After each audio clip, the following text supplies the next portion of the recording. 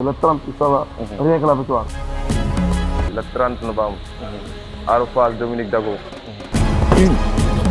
waa surtout waa Côte d'Ivoire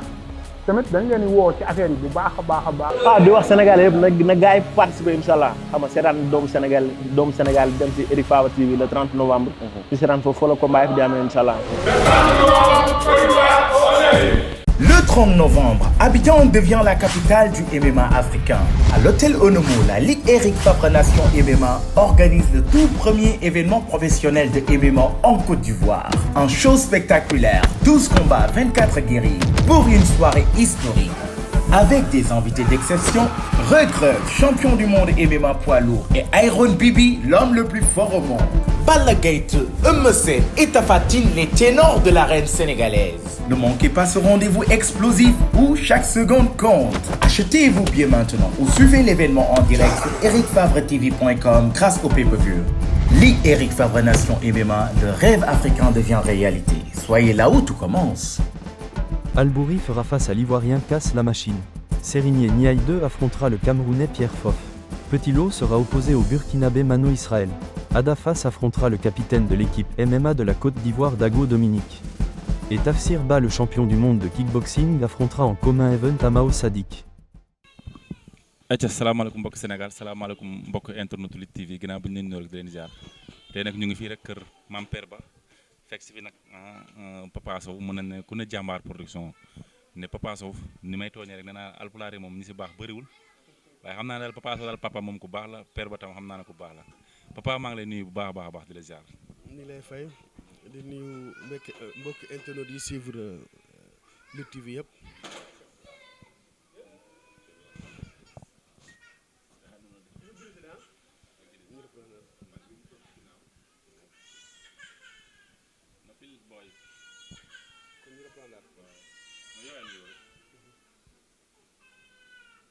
waaw maa ngi lay ziar.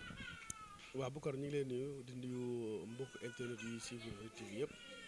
di jox ñëpp loxo di jàpp ñëpp di jaajëfal ñëpp aussi. naka coono yi xam naa ne sonn ngeen mais coono jàmm la coono bànneex. waaw coonoy jàmm la boo xoolee sax xam ne ni sunu kanam yi rek xam ne sonn nañ trop ndax xam nga combat yi moom bu desee ay 48 heures dootoo mën a nelaw dootoo récupérer dootoo lekk doo def dara il fallait que tey nga mën a commencer sax di xaw a soulager wu tuuti mais quand même bon noonu la quoi. boo moree jël yenn affaire bi ne ma damay organiser nangam ak nangam dala ko war a jaral quoi nga daj ci coono yow métti pour am réussite quoi.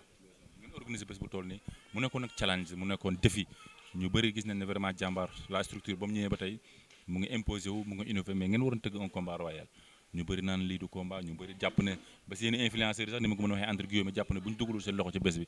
affaire bi du dox mais mu mel ni daal yéen gëm ngeen ko mu nekkoon un projet boo xamante ni vraiment on peut dire que ça a abouti tey dafa mel ni loolu aussi fierté la satisfaction mais est-ce que gëmoon ngeen ne bés bi nii lay mel.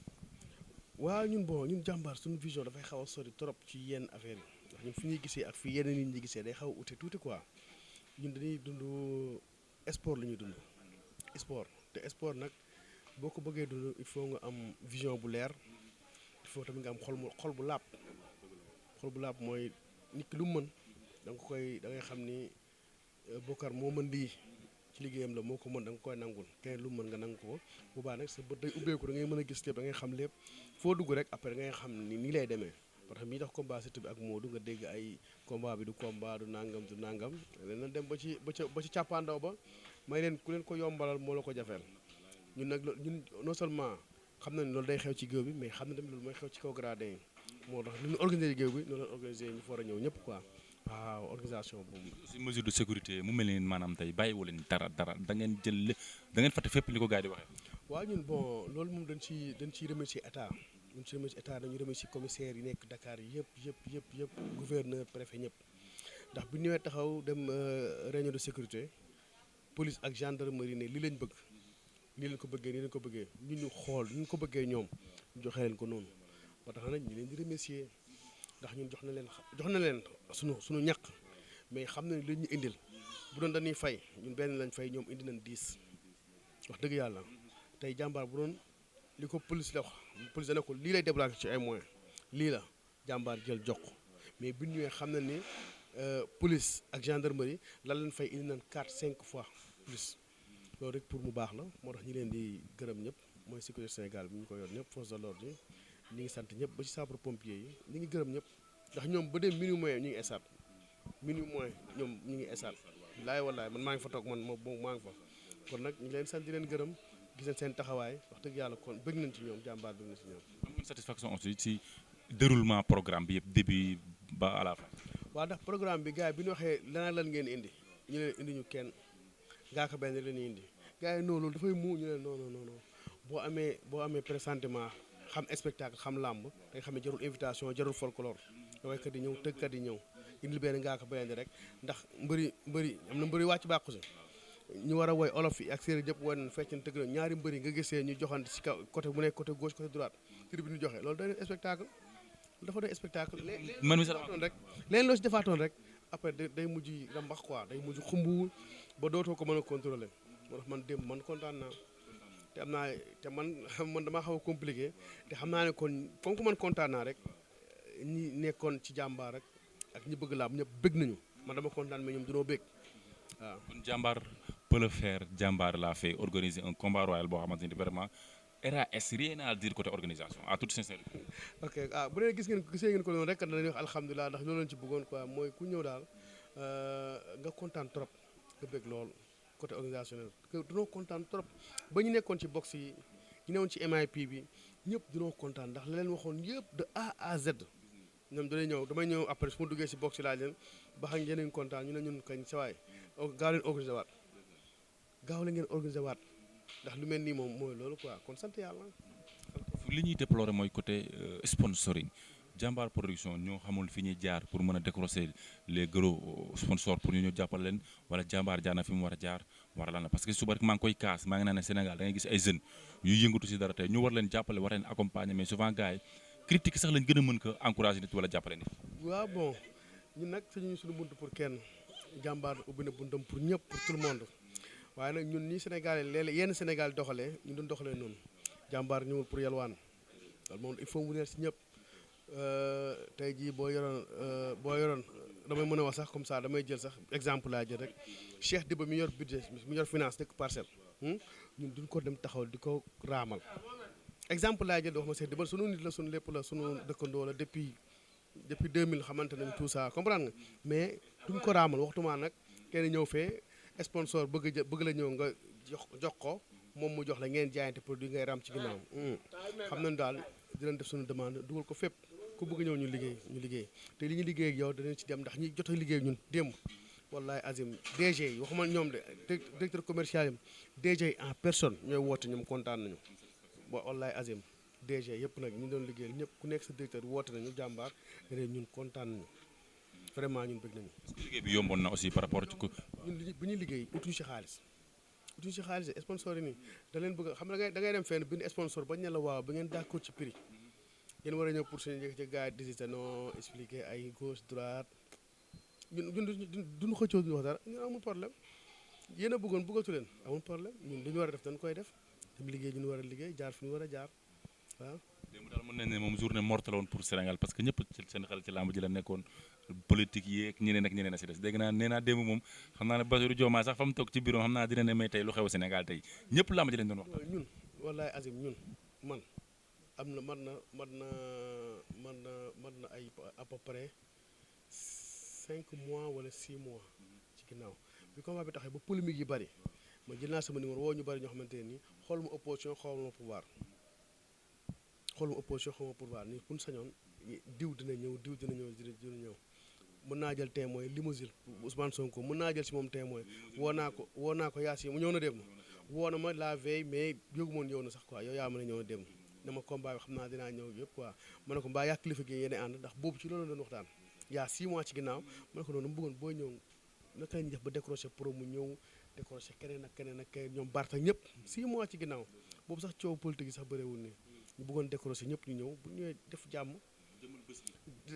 jëmal bés bi moo taxoon tey ñu amoon MIP boobu mu gisoon noonu ñun commencement pour ñoom la woon parrain bi la sponsor leader yi seen DG yi ku mel ni tey ay ñoom Barth ñoom Ousmane Sonko ñoom Amadou Ba ñëpp pour ñu dajale woon foofu ci plateau bi jamono boobu yaa 6 mois laa la wax de limousine laa jël témoin bi dañ leen foofu ñu xam ne ñoom Sénégal benn bopp la ñu bàyyi xiiroo ak ŋaa yëpp ku nekk dem ci liggéey ku nekk far fi nga fa ñoom ci liggéey yaa 6 mois nag laa lay wax yaa 6 mois wala 5 mois 6 mois wala 5 mois ma woon limousine waxtaan seeg moom mais après da nga xam ne ñoom ñëpp seen programme bi dafa xaw a xat ak tout ça keroog bi ma woowee sax dama foogoon bi may woo bërkaat démb avant combat bi tout ça dama foogoon danaan ma dinañ ñëw après mu ne moom man dinaa ñëw quoi ma ne quoi amul problème mais nag gisuma ko yow yaa na ma sax moom limousine ñëw na yëpp mais alhamdulilah sunu moom sama rakk la limo sama jantal boole woon danaan déggante lu bare mais après da nga xam ne jotam mayatu ko tout ça mais nag anyway lu baax la ñuy bëgg ñun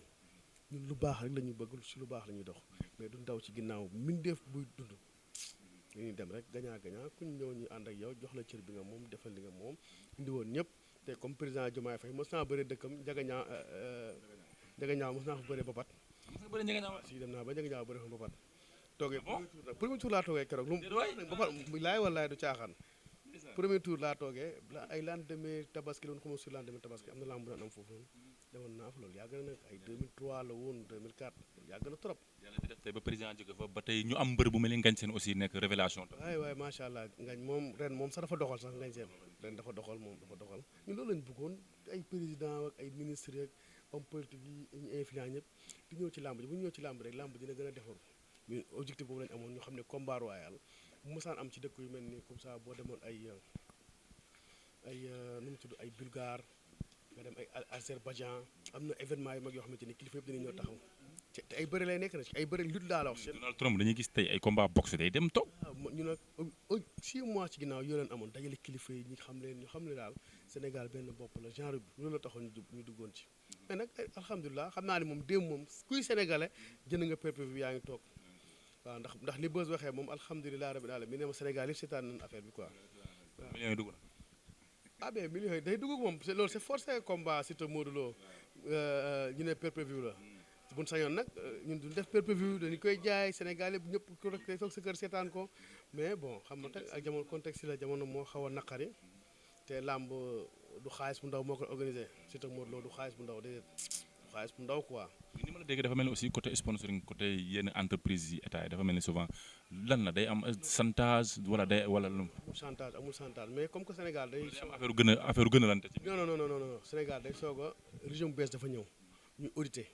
am na si ay kii étatique yoo xamante ni dañuy jàppale la mais comme que ay audit toll si ay audit ay xool c'est très normal directeur bu ñëw wala ministère boo dem ñëw la instant bi nag dañuy audité bu audit bi jeexee nag loolu c'est forcé ndax ñoom ñoo war a jàppale jeune jeune entreprise yi waaw ñoo leen war a jàppale. journée bu neex combat bi aussi man am naa satisfaction en toute sincérité ci xeex ci bëre en toute sincérité. mooy man wallaay kontaan naa nag ci ñaari mbër yëpp joxe nañu à fond bëri nañu xeex nañu li ñu bëggoon ñëpp gis nañ ko fa wax dëgg yàlla ñaq nañ ba niin batt ci géew bi dunoo ñaq ba niin batt ñoom ñaar alhamdulilah ñu ngi leen. ñi doon pronostic ñu bëri lamb war na leen de. ah c'est que xam nga Sénégal léeg-léeg bu ñuy pronostiqué mënuñu tolloo ndax loo mënti dégg tamit bon combat bi muy doog a taxaw da ngay def 70-30 c'était normal 70-30 mais démb dem nañ ci 40-60 pour danaa expliquer ne tax ma ne la 40-60 démb bi ñëwee ba combat bi jeex da ngay def 40-60 40-60 nag boo ko déggee mooy ñëpp ñoo jàppoon ni combat bi day jeex ci minute njëkk du defee ni kon ñu demee fi kon Siteu dox na benn jéego Modou mi ngi foofu noonu mais tey jii Siteu li muy xalaat moom mu war a yokkaat Siteu waaw mu war a yokkaat war na mën a yokkaat ndax Modou moom Modou plafonné na moom Modou moom plafonné na léegi Siteu nag moom comme que moom ñamagu loolu Modou at bi nga bëri teg sa couronne 3 fois ci benn saison Modou plafonné na Modou mënutul def ci làmb pour man lu wees lu mu def day gérer rek instant bi kii am day gérer couronne am gérer ora am léegi Siteu nag moom moo dese wane lu mu war a ñëwaat pour yokk ne man maa ngi ci ay 40 damay jéem dem 45. sañ la manqué ambition la manqué lan la fugg la manqué lan la manqué pour parce que dafa mel ni am na lu manqué. non manqué wul sañ-sañ ndax lamb démb bi ko doon indi tamit da nga ko indi mu teey ndax Modou li nekk ci moom ñëpp képp ku ñëw ci moom bëgg ko defee neen ñi rek fi ñëpp jaar fa ngay jaar te ñu ko def ñëpp comme ça léegi moom si day jël 2 combats Modou yu mujj yi ni gars yi defee waaw di si jël référence bu si référence rek day wàññi léegi su amee lu wàññi day feeñ fële te dafa jël ci combat yu mujj yi xool ci jël ci référence comme lu mu wàññi lan lay yokk kon pour mën a parce que mook bala la ñuy wax mook ñeneen ak ñeneen da nga ne am na mu ngi 60 lan la war a def tey mu ngi 40 lan la war a mën a def ba nekk 50. man waxtaan man Modou dégganteegunu stade laa gëj a gis déggantewunu Modou déggantewunu Siteu sax au moins sànq bàyyi baalam boobu jox na ma ko téléphone ndax danoo bëggoon jël interview yooyu noonu man soo doon maay Siteu man Modou Lo laay bëri laa doon man su ma Ibrahima déggalee Max Mbargane déggal ma Siteu déggal ma Modou laay bëri laa xam nga tax mu bëri ak Modou tey bu jógee Siteu bu jógee bëri jeeg Balla Gaye li muy bëri mooy 120 millions lay bëri ay maximum 120 millions lay bëri maximum te tey muy Siteu muy Modou Lo ku ci war a bëri ak Balla Gaye waroo bëri mooy de 300 millions ku koy bëri couronne bi nga war a teg moom mu teg moom ndax Balla Gaye dafa am couronne am lu mu ko am lu muy défendre te tey jii lu mënti xew day dem xëccoo ji couronne muy Modou moo conservé couronne am Siteu bëgg na couronne ku fa téye couronne bi nga war a bëri ak Balla Gaye da ngay am 300 millions Modou bu ko neexoon tey jii mu ne suba maag Balla Gaye dañuy bëre suba dañuy bëre Modou day am 300 millions minimum laa la wax minimum léegi Siteu tey bu bëraatee Modou Lo lu mu fa mënti jëlee day bëraat ak Balla Gaye. kon yow fi mu toll nii si da nga bëgg ñu biisaat mbir mi. non man su ma si bokkoon day waaw Siteu bu dee day indi promoteur am sax moom mu ne ko Modou kaa ñu waxtaan dama bëgg fay la ñu bëre na ko organiser loolu mooy yoon la am. dafa am goût inachevé bu am ci mbir mi. waaw dafa am lu des ñu noon Siteu mënu ko dañuy am léegi xel ñaar ñu noon Modou da ko mën dinañ am xel ñaar. kii léegi dina ne kii mën na ko kii mën na ko kii mën na ko kii mën na ko dañuy daje léegi bu ñu daje nag liggéey laaj rek ci côté yëpp moo dina xool li ko manqué ci combat bi mu dolli ko si dina xool li ko manqué ci combat bi mu dolli ko ñu bëri combat étincelle mais man su ma doon Ibrahima wala may Max Mbargane di Siteu duma bëriwaat dama naan combat roi bi laay bëriwaat ma naan leen sama combat ak Modou bii Siteu mooy dem ne sama combat ak Modou nangam dem jëli loolu te après mu dem xooli Balla rëcc ko mais couronne mën na ko rëcc ndax Modou mi ngi si ay combat mi mujj boo bëggee dégg-dëgg su bëggee dégg-dëgg Modou mi ngi si ay combat mi mujj te Modou bu demee ba bàyyi ci bëre day organiser jël couronne bi teg ko xool ku ko neex mu ne leen diw laa tegal couronne bi kaay diw di nañ bëre comme que Modou yor couronne bi dañuy ne sa membre moo xam nag. xam naa ne ko am yéene la si Siteu aussi. non si Modou comme ni gars yi waxee démb gis nga def lu baax ak di wax lu baax nekk ci lu baax am sutura. dem Modou boo xool sax xam ne doxul ci làmb ji Modou da ngay xam ne defam yu baax yi muy def te yàlla rek tax te kenn du ko xam man dama jàpp ne loo ko wallu ndax def na jël na ay risques yoo xamante ne nii lu ne mën na ko dal ci combat bi ay risques yu mag a mag moo tax ma newoon ci kaw mujjee da wàcc suuf mais taalal naa ko loxo ba sonn mais gisuma ma ne kii mais lu muy def nii laa doon wax quoi mais nag bon sport la léeg-léeg nga yombal benn affaire mu jafe léeg-léeg nga jafe benn affaire mu yomb mais daal kaawu Siteu na xool promoteur bu ko neex mais bu ko combat moo du rëcc foofa yoonu làmbam. jàmbaar pare na pour tëggaat combat bi aussi. donc ça dépend rek loolu ci moom mais Siteu dama ko jox conseil moo xam jàmbaar laak moo xam Gaston production la moo xam États-Unis production ku mënti ne Siteu man su ma ko doon conseil mooy sotteem bu njëkk Modou lay attaqué ñeen kii maa ko mën jaay seen combat loolu la war a def su doon man mais bu rëccee lii bu ko rëccee Modou dina jël couronne bi bàyyi bëre xool ku ko neex ne leen kii mooy kii laa tegal couronne bi diw ak diw ndax mi ngi si ay combat yu mujj te yow adversaire potentiel Modou nga am na adversaire ñaari ngi taxaw ku mu neex la ciy bëreel ku ko neex mu bëreeg Sa Thiès léegi su ko neex mu bëreeg Tapha Tine léegi ku mu neex lay bëreel mais comme Siteu moo ci jógee mu tooy xeeb man su ma doon conseil dama naan ko Siteu bu la Modou rëcc boo jëlee couronne Modou ba laa ngi fay taxaw nga dem ci Balla Gaye di nga fa am 300 millions minimum laa la wax ak teg say charte yoo xamante ne ci biir contrat bi charte bi lii pay-per-view lii sponsoring lii billet en ligne lii nga am ci benn 350 400 millions yu manqué su yeewoo dina ko ci am mën na ko ci am waaw bu dee dama ne en cas waaw en cas damay jox exemple ndax Modou su doon bëreetee combat ak Balla Gaye 500 millions yi du koy manqué du bëri de. alpulaar bi muus na. 500 millions du ko non mais tey dina toll soo xamante ni tey ñun jàmbaar de gis nañu yoon boo xamante ni war nañ ko mën a exploiter ci benn 8 mois 9 mois mbër bi war na ci mën a am millions yu bari. non mais noonu la affaire bi jafewul mais xam nga kenn dem guerre moom di wax si sikare ndax gars yi mën nañu ko jël dem mais mën nañ organiser combat boo xamante ne nii nit ñi dañ ci am xaalis bu wax tal loolu day fekk nag Modou yor couronam bëgg a bëre ak Balla xam man Modou laa faral ñaanu ma ko yàlla wala Siteu yor couronne war a bëre ak Balla da ngay am xaalis ku ci war a bëre ak Balla Gaye boobaa combat bi day nekk loo xamante nii kenn du ko àndal si àdduna da ci mën a am xaalis mais nga dem tey jii di bëri ji noonu xamoo lu fay xew wóoru liggéey bi ngeen liggéey ci Lutte TV est-ce que am ngeen satisfaction tey ci liggéey bi. total wax dëgg yàlla Bokar yow ak Père Pala Diop Lamine Beuz ku lim da ngay jum de ay kii Fall Ndey Kumba Fall ak ku lim Iba Kane gis nañ li ngeen ci taxawee macha allah mention spéciale man moom amul lu ma ci wax ndax Beuz dama ko gis de mu may ree rek ma ne ko Beuz yow lay ree mu ne ma damaa kontaan ma ne ko mu ne ma dama billaay xool fekk muy jël timis mu ne ma dama kontaan dama bëgg lool mu ne ma mu xolam moo sedd quoi mais noonu la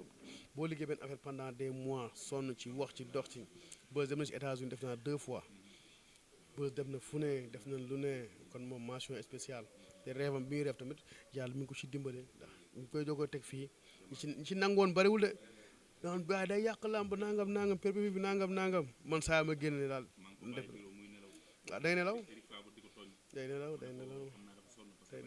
ku xool Beuz ñi xam ne sonn na. waaw day nelaw c'est normal waaw ak Eric Favre aussi tamit ñu ngi koy remercier bu baax a baax di ko gërëm